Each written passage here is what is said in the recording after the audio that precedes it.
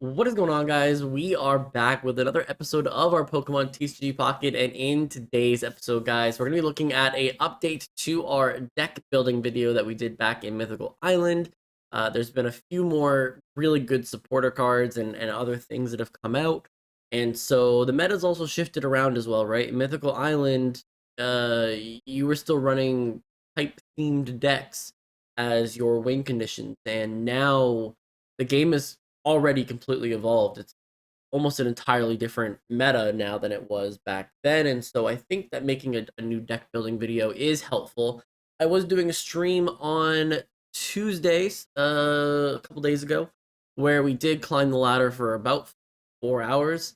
I actually ended up helping one of the people on the stream um build a deck from scratch and kind of went over it a little bit there. And I went, you know what, maybe I should make a video on this so that people can actually come back and reference this.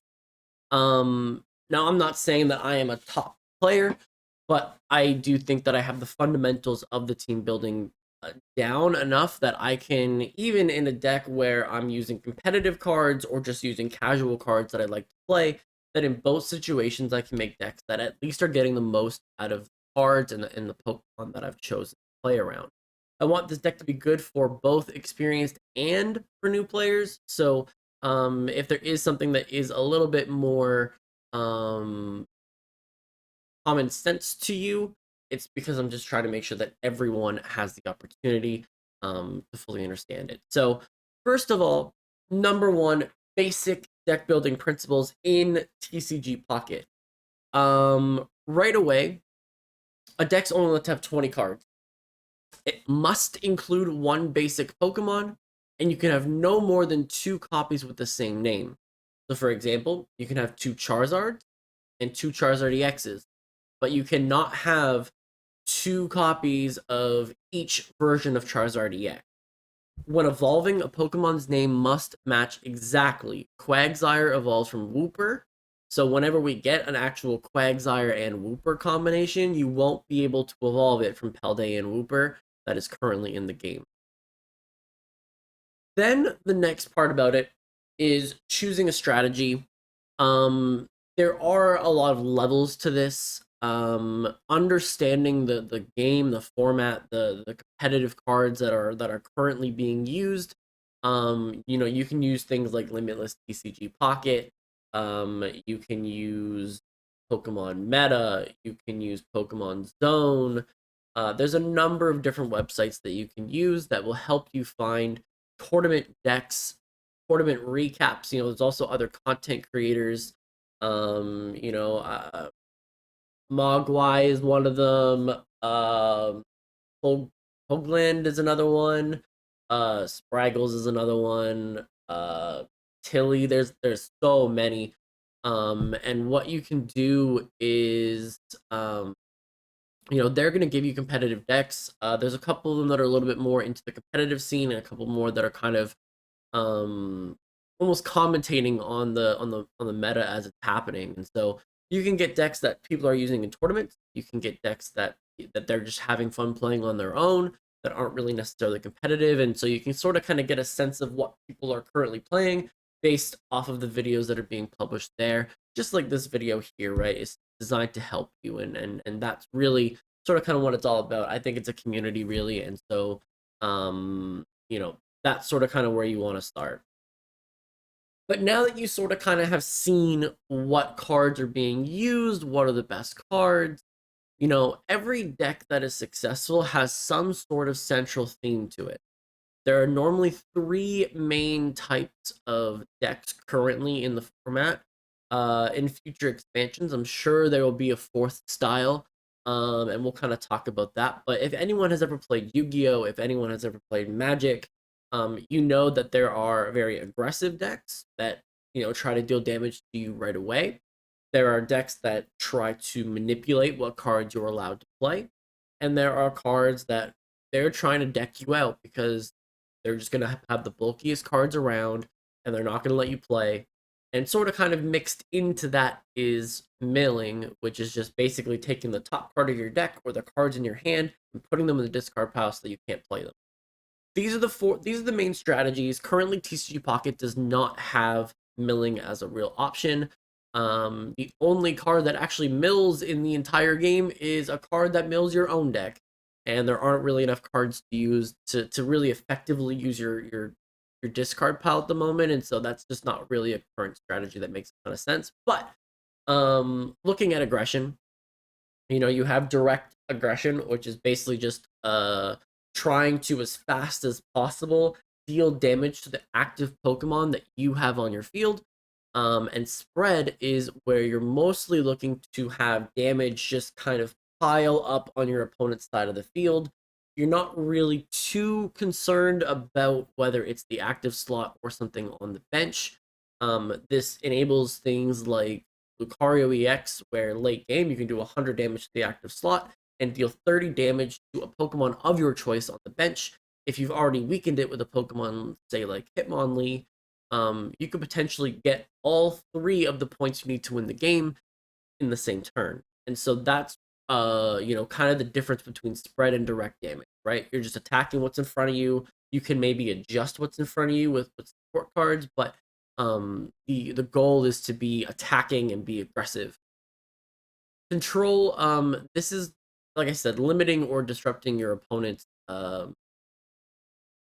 resources, and then being able to launch a counterattack late game with your own cards that maybe aren't as on paper aggressive as the aggressive style decks, but because you've taken away all your opponent's resources, those middle tier cards are actually able to finish off games just as easily as the very strong, powerful cards at the end of the game.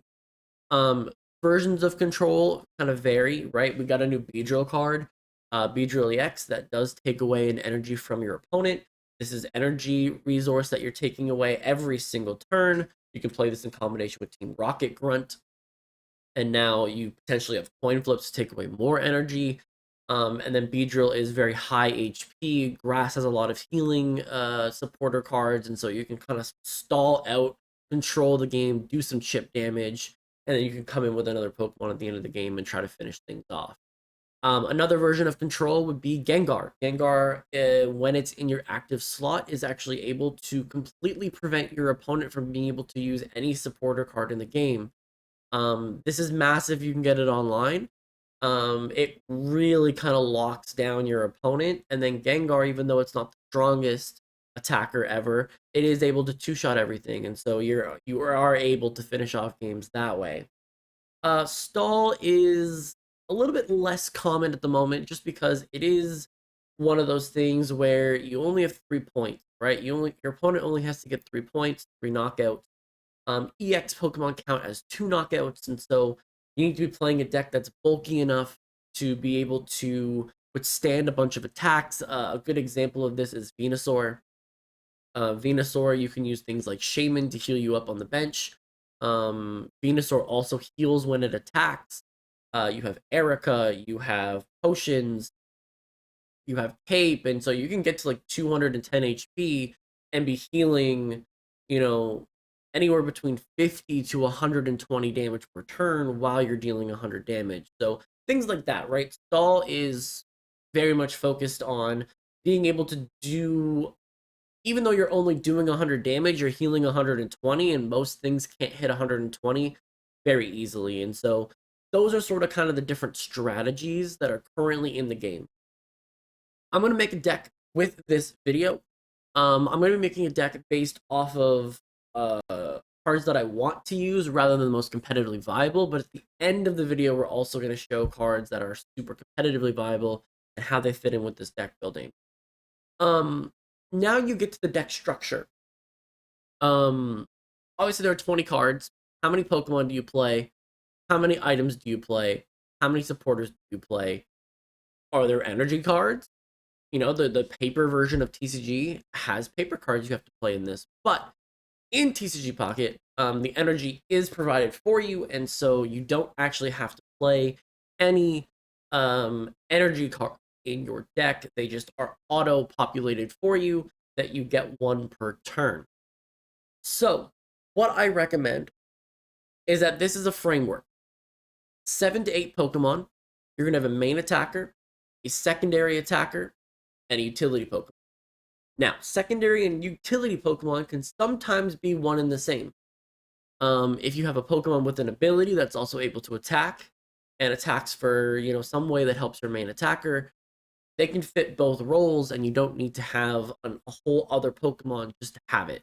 Obviously, two-stage evolution Pokemon, if it's your main attacker, it's going to take up 6 of the 7 to 8 cards that I'm recommending. And so you need to find ways to have a second Pokemon that um, can maybe be more versatile for you rather than just being a secondary attacker and then having another one for support. Um, Trainer cards, at minimum, half your deck is trainer cards. You can go higher, you can go a little bit lower if you need to, but overall, I think that as a rule of thumb, you're gonna start with a thinking about 10 trainer cards, and things will adjust, right? You are gonna have decks where you're gonna have 12 Pokemon. There are gonna be decks where you have 2 Pokemon, right? It's just a matter of what you're trying to accomplish. Generally speaking, in the supporters, 4 is a sweet spot number for supporters, if you can think about it. You want at least 2 cards that help you draw more cards, and you want 1 to 2 cards that allow you to change what your opponent's active Pokemon is. In games where you're probably running 3 of the draw cards, you might only run 1 supporter, and then if you need something else, 5 ends up being a sweet spot for supporters. Item cards, typically if an item card is the same as a supporter card, the item card is better because supporters can only be used once per turn, or an item card can be used as many times as you like during a turn as long as you have. So number one, let's get into the Pokemon that and look at that deck skeleton a little bit more in depth, right? So number one, we have your main attacker, your secondary attacker, and your utility Pokemon in a little bit more detail. So your main attacker is the core Pokemon that deals damage, and it should be the top priority of your deck. It also should be fairly durable. Now, you're not going to get everything out of each of these categories, right? In theory, you want a high HP, high damage dealing Pokemon that can set up super quickly and is super consistent to set up. That's what you're going for. It also needs to be able to survive whatever your opponent's doing.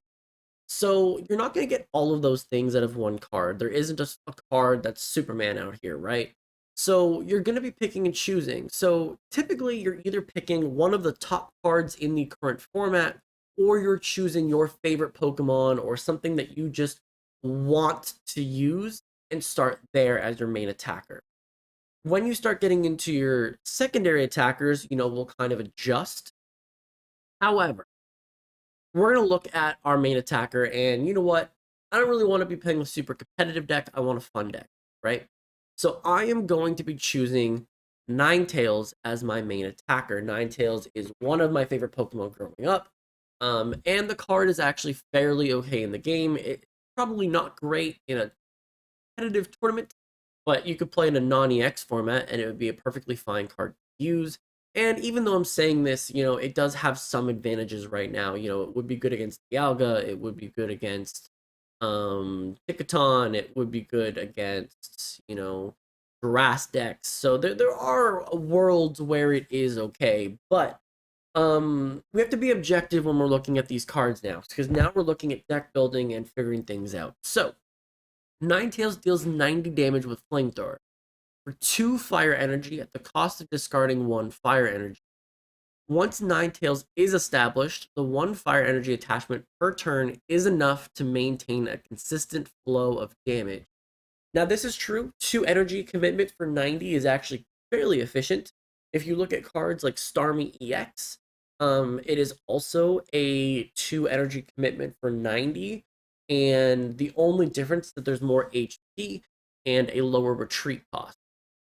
EX Pokemon are traditionally a much stronger counterparts to non-EX cards, but all things considering, Ninetales is actually fairly easy to get online. It only requires a Vulpix to evolve into, and so you're only looking for for like, one card really when you get Vulpix. Vulpix is also interesting because of its ability, Tail Whip. For a single energy, you can actually stop your opponent's active Pokemon from being able to do damage to you if you get a positive coin flip. Now, this is more of a stalling tactic, but it's a stalling tactic that you have early game and late game. Nothing says that you have to evolve both Vulpix into Ninetales. You could have a Ninetales in the back that you're setting up and putting energy onto and getting ready to go. You have a Vulpix that you could be doing the coin flips, and as long as you keep flipping heads, you're stalling for your opponent. Now this deck is a little bit more aggressive and wants to be aggressive, but this Vulpix is potentially an out if you are kind of struggling with things. So now that we've kind of talked about what Ninetales is, why I chose it, we need to figure out back here in the secondary attacker and utility Pokemon how we're going to make Ninetales better, or how we're going to support Ninetales in the best way possible. Now, for a secondary attacker, there's a variety of things that you can look at. If your main attacker was an EX Pokemon, are you concerned about giving up too many points to your opponent if something gets knocked out, right? So maybe if your main attacker was an EX, do you consider not playing another EX Pokemon? Do you worry about, well, if they're already getting 2 points off my main attacker, I may as well make them knock out another stronger Pokemon, so my secondary attacker should be an EX Pokemon. That's a personal preference, kind of deck dependent, but it is a way to think about it. Does my secondary attacker have the same weakness as my main attacker, so I just auto lose to one color deck? Or do I want to spread things out? Do I want to have a way to deal damage with a different type, or just have another Pokemon, say Ninetales, that actually has a different weakness, right? We know that Moltres is a Pokemon that, even though it's a fire type, has a electric type weakness rather than Ninetales fire type. As a utility Pokemon, right? It's a Pokemon that's used strictly for its ability and not because it deals damage. So, Ninetales requires a lot of energy. Do I maybe want a Pokemon that has an ability that just gives itself energy? And then I don't need to worry about Ninetales' weaknesses, right? Of taking up all the energy and then never being able to set up the second Pokemon in the back.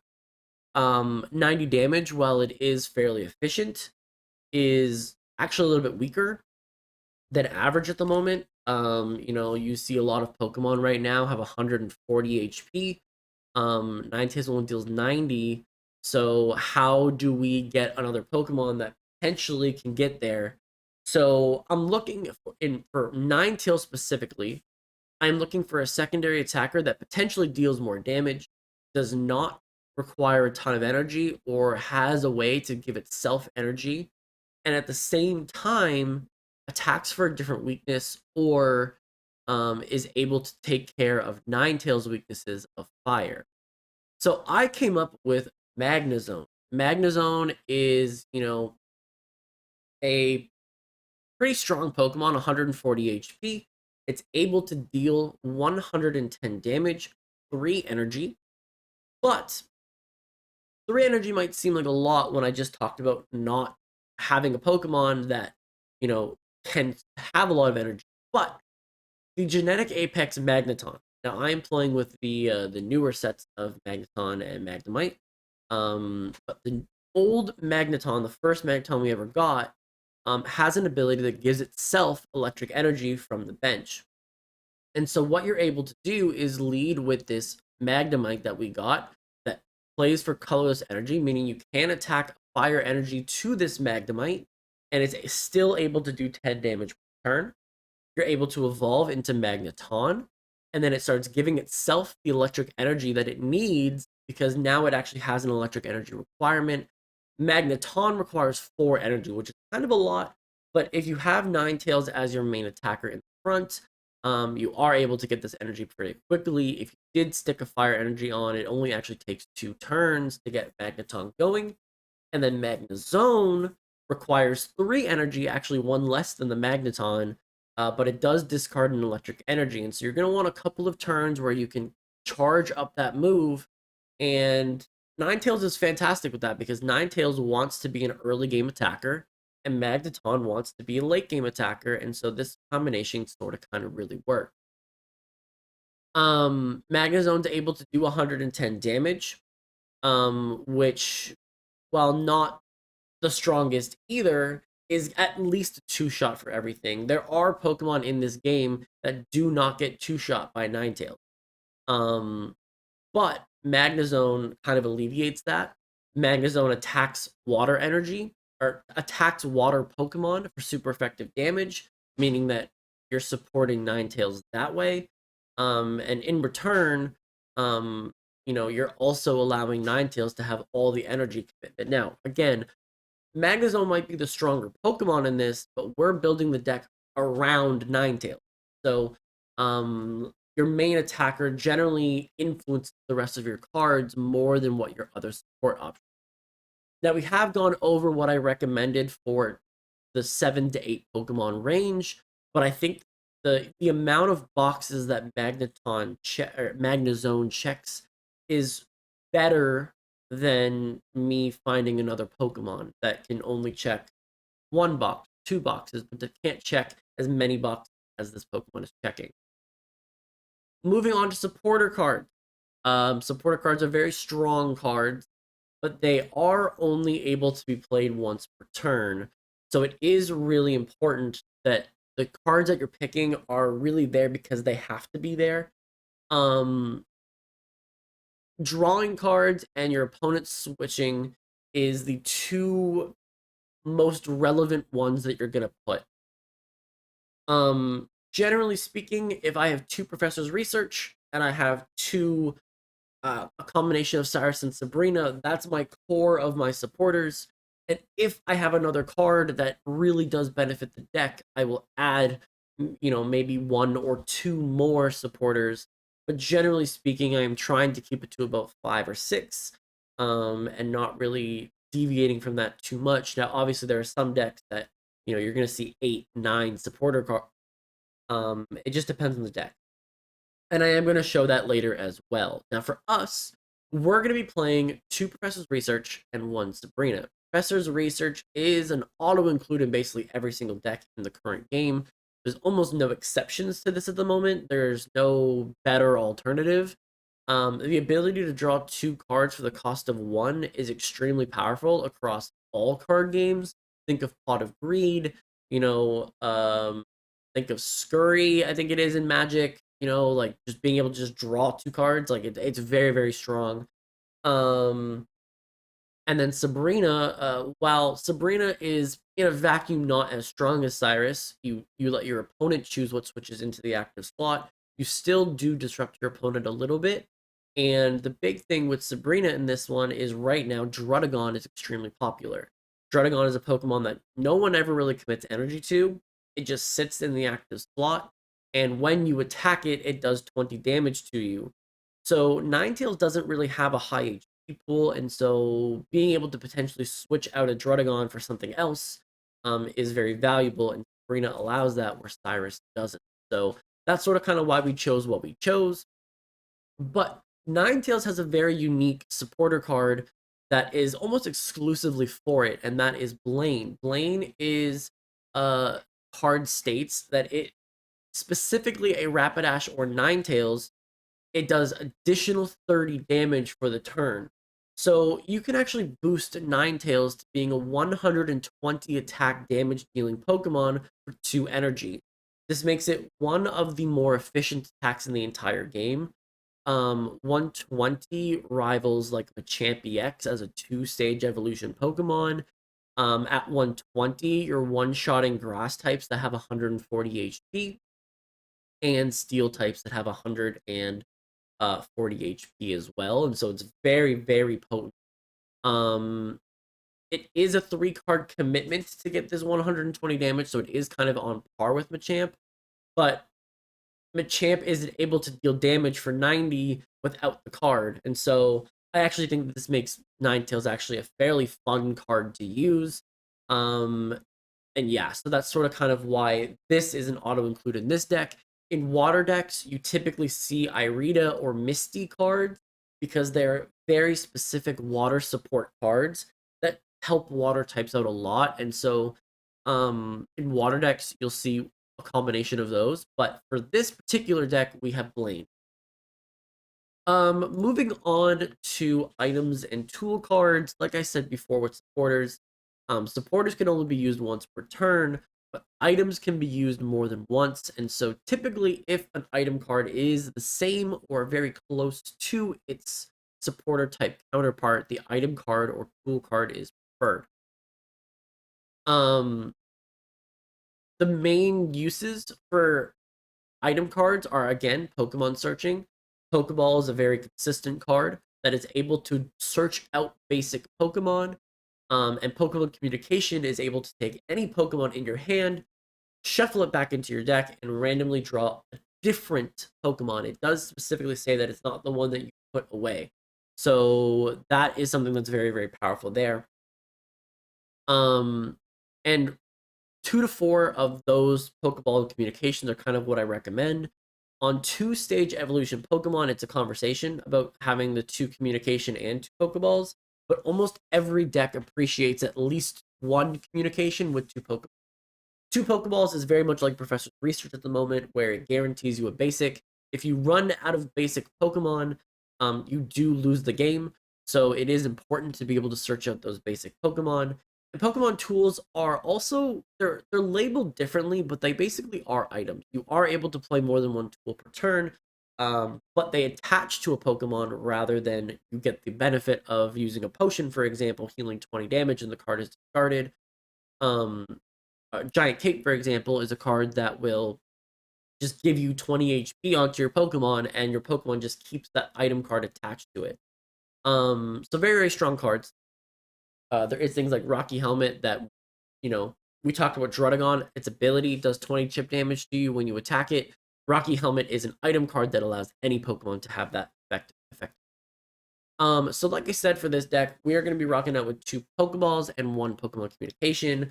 You can kind of use this in combo with Professor's Research. Mathematically, if you are looking for a basic Pokemon, you're going to Professor's Research first. Draw your 2 cards, hopefully draw a basic, and then use your Pokeball to draw a second basic out. And now you have 3 basics in your hand, because you are guaranteed one at the start of the game. But now you at least have enough that you can play 3, and you won't lose the game from not having enough Pokemon.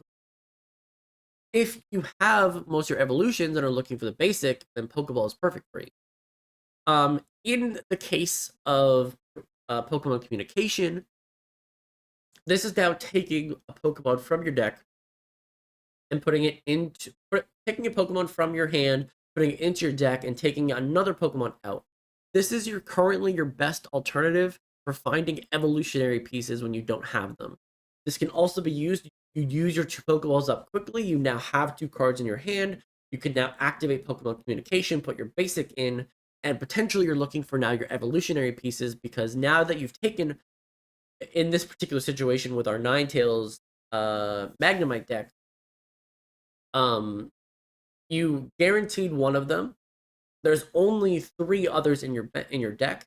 You Pokeball 2 of them out, and now when you go to Pokemon Communication, you only have 1 basic, and you have 4 evolution cards or 6 evolution cards in your deck. And so the odds of you finding your card now is much greater with Pokemon Communication than it was before. So you can kind of use them all in combination. This deck that we're currently using is going to have 5 options, which is pretty good. And then we did talk about the idea that Ninetales HP stat is fairly low. And I did just mention this card, Giant Cape. It does allow Ninetales to jump from 90 HP to 110 HP, which, while it doesn't make it live the strongest cards in the game, it does actually allow you to live a lot of attacks from support Pokemon, right? You no longer get one shot by a Celebi with 2 energy onto it early in the game. You no longer get knocked out by a Marshadow using Revenge after you knock out a Pokemon. And so it does actually save you from a little bit of damage throughout, right? Back when Ninetales and early in Genetic Apex, being able to go from 90 to 110 would have allowed you to live a Pikachu EX attack as well, and Pikachu EX was very common back then.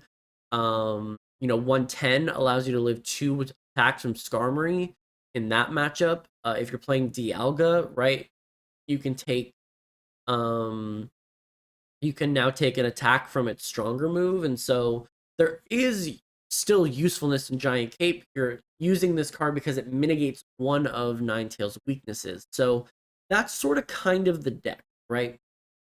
We've talked about all the roles of the deck, the different types. So into our final thought, right? What do we think about this deck? And of course, deck building is all about synergy, right? Each card should be contributing to that strategy. So what we've done is we've added damage to Ninetales. We have added HP to Ninetales. We have given it a support Pokemon that allows it to consistently be able to attach fire energy onto it and still have a reliable, strong secondary attacker in the late game. And we have also played enough cards that let us draw cards that we should be able to get this strategy going every single game. Whether we win or not is a different conversation, but we'll at least be able to accomplish what we're trying to accomplish, right? Again, for today's video, I decided to use a Pokemon that I just wanted to use rather than the strongest things. But this is what the fully deck assembled looks like. It looks like 2 Vulpix, 2 Ninetales, 2 of the Magnemite, Magneton, Magnezone line, 2 Pokeballs, 1 Pokemon Communication, and 2 Giant Capes, 2 Professor's Research, 1 Sabrina, and 2 Lane. Now, this deck looks pretty good, right? Like on paper, it looks like it should be able to at least set up what it needs to accomplish every single game.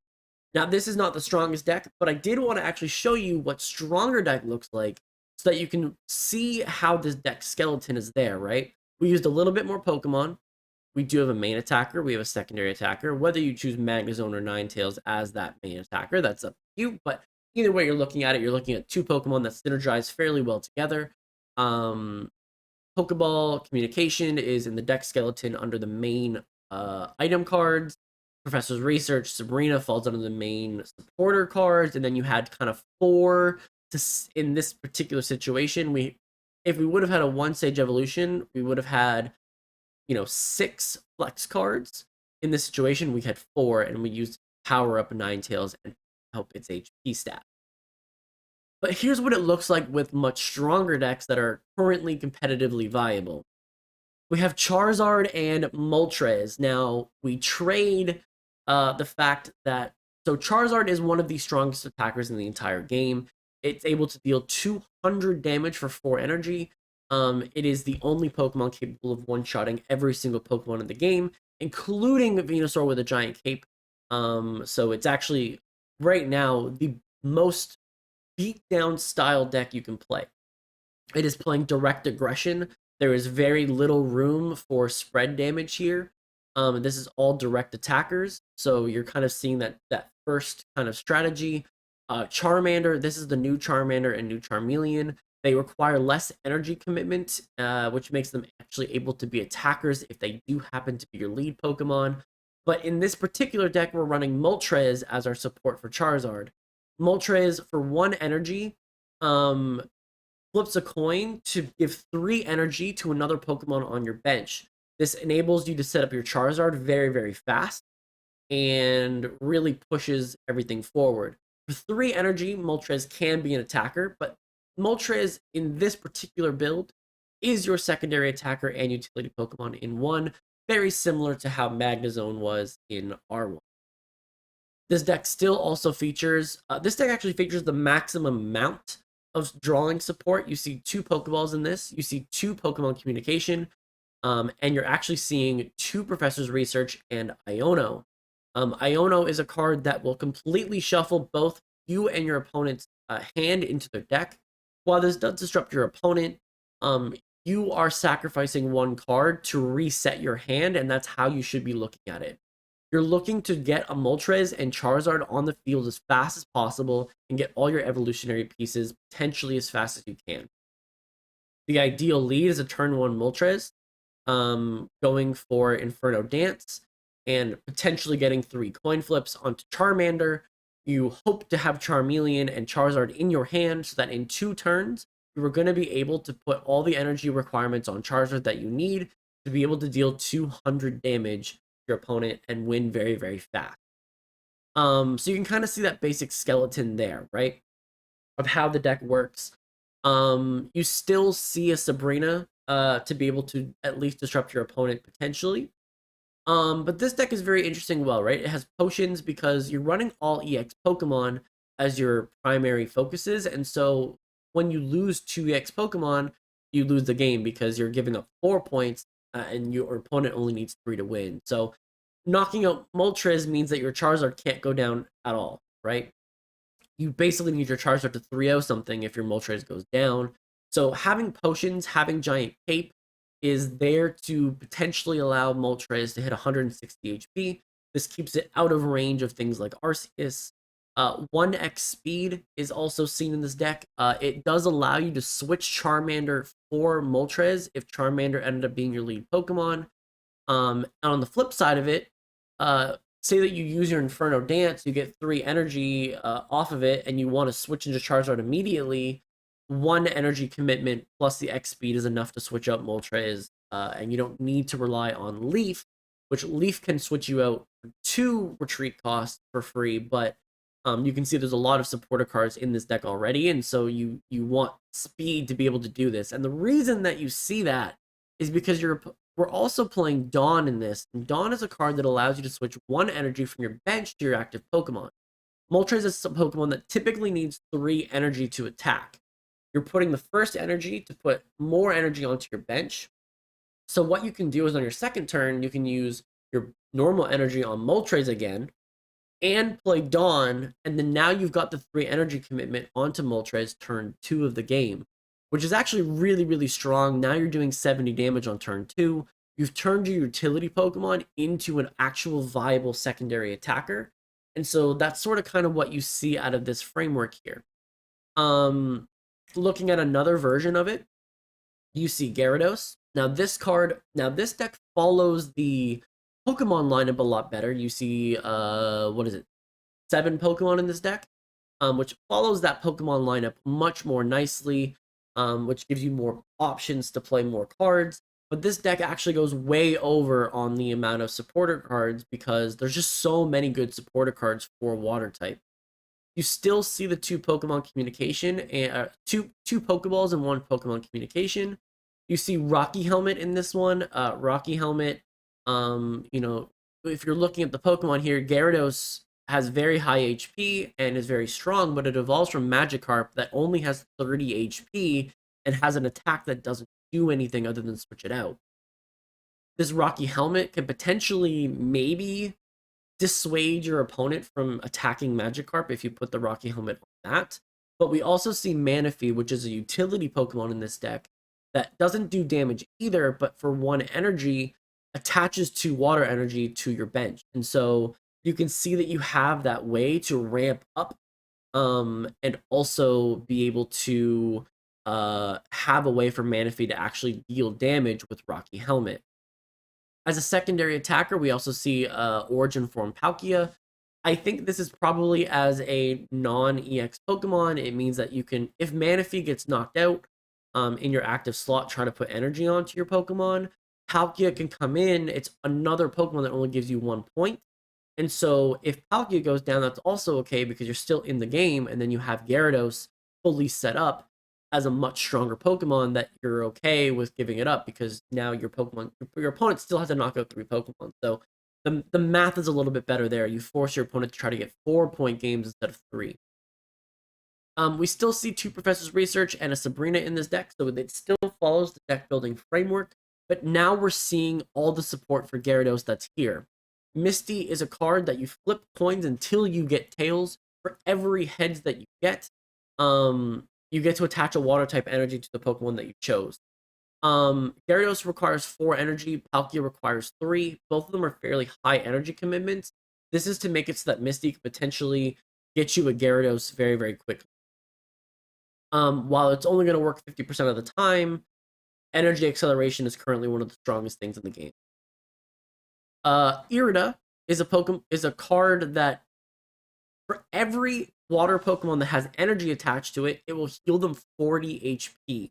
This is the best version of healing in the game, especially if you consider that, Gyarados is going to have water energy on it, Palkia is going to have water energy on it, and Manaphy is going to have water energy onto it. All your Pokemon are going to have energy basically from turn 2 of the game, and so you can heal 40 off of all of them twice, which is really, really strong. And then red is seen here as a damage booster for Gyarados. What we see out of Gyarados is that it does 140 damage. It does have a little bit of control element where you do discard a random energy, but the thing is it can be from both you or your opponent, so it's a little bit of a coin flip on it, but 140 damage just misses out on knockouts to Arceus, for example, without a giant cape. And so, if Arceus has a giant cape, 140 does miss out. Red actually allows you to still KO it. So you can see the support cards are there. And this is another card that's another, like, not the top threat in the meta, but it is a pretty good deck. It is competitively relevant right now as well. But this one is the cream of the crop in this current meta. You see Giratina EX, Darkrai EX, and Druddigon. And we talked about Druddigon already a little bit in this video. This deck actually has one less than the recommended cards at 6, which is interesting. But it does actually have a ton of viability to it. So number one, Giratina is the focus of the deck. Its ability allows it to get 1 energy per turn of the psychic typing onto it, but it also ends your turn. So Druddigon is a very good utility Pokemon. It's a Pokemon that just sits in your active slot and kind of stalls the game out a little bit while you try to build up this Giratina in the back. You won't be able to attack, so being able to do 20 chip damage is actually quite valuable from Druddigon. And then Darkrai here, if you keep attaching dark energy to it, you'll be able to do 20 damage to your opponent's active slot as well, kind of like sniping damage from the bench. So in theory, you're able to have Druddigon deal 20 damage to your opponent whenever they attack you on their turn. Darkrai is doing 20 damage to them on your turn when you attach energy to Darkrai. You're simultaneously setting up Darkrai, and when you use Giratina's ability, you then end your turn and you put a psychic energy onto Giratina. Once you get the energy onto Giratina, you now have a 130 damage attacker, and you have an 80 damage attacker basically set up. So that's sort of kind of the strategy of that. This deck also still features 2 Pokeballs. It actually doesn't have a Pokemon communication, but I think that's because this deck doesn't have a lot of evolutions into it, and so you're fine just with the basic Pokemon and just kind of going from there. In this deck, we also see 2 Professor's Research, and then we actually see Sabrina and Cyrus. So we see they traded Iono as like another drawing card, and they added an extra card to switch their opponent around and kind of manipulate the field a little bit better. The fact that you have Druddigon and Darkrai doing damage right off the beginning does mean that you probably are going to have your opponent switch around at least once. And so Cyrus will be effective when they have that weakened Pokemon in the back. And then Sabrina can kind of have another force early game or late game, depending on what the situation is. In this deck, we see Potion because you have 2 EX Pokemon. You're going to want a lot of opportunities to heal. I assume that the Giant Cape is for Giratina because Giratina does 30 points of recoil damage when it attacks, and so 150, you would want the Giant Cape to get you to 170 so that you're back to 140 and can potentially live as many hits as possible. The Rocky Helmet, I could definitely see it being put on Druddigon so you get extra chip damage in the beginning of the game. Leaf, the entire lineup of cards are 2 retreat costs, and so I'm sure the Leaf is there to fix a bad lead. Dawn could be used if you're trying to get Druddigon out of there and you can't get Leaf. It's an alternative to do so where you've been putting energy on Pokemon all game long. So what you can do is you can take one of the Darkrai energy with Dawn, attach it to Druddigon, and then put your turn to energy onto Druddigon, and now you can switch out and just pay the retreat cost to switch out. It's a little bit more expensive, but it also potentially allows you to do different things. And even say Giratina has one colorless energy, and so you could maybe switch an energy into it if you needed to get it online faster to attack. We also see 2 red here. Red is to fix the fact that 130 just misses out on some KOs, and so you could get 20 extra damage, which does KO other Giratinas. It also KOs Arceus. The 80 damage on Darkrai plus 20 damage from Chip. You can deal 120, which is fairly okay. 140 onto a super effective hit would be pretty strong. So you're seeing how this deck all follows the framework. This deck has much more supporter cards, but it also is using less Pokemon, and so you think you're gonna have a lot of turn stalling because of this, and so you can still play a card every turn, and so the fact that you're not attacking and stalling allows you more turns to be able to play more supporters. So that's sort of kind of how you see the framework. I'm actually gonna go back to the skeleton so that you can see it. Just once again, you can 7 to 8 Pokemon cards. 7's probably the sweet spot number if you're thinking about it logically, but 8 is more standard with 2 1-stage evolutions. If you see a 2-stage evolution with 3 basics, that also gets you a 9, and it's pretty common as well. So those are all things that you can do. You have primary attackers, secondary attackers, and utility Pokemon. I showed you in all of those decks that all decks feature that. And then your trainer cards, we saw every deck feature those supporter cards and item cards, and then they had other cards that supported whatever their main attacker was. And so I hope this video helps you. I know it's a little bit of a longer video, but I do appreciate everyone that's checked it out. And yeah, I'm gonna get up out of here. Thanks everyone for watching. Click like the video, subscribe if you really liked it and it helped you out. And I will see you guys in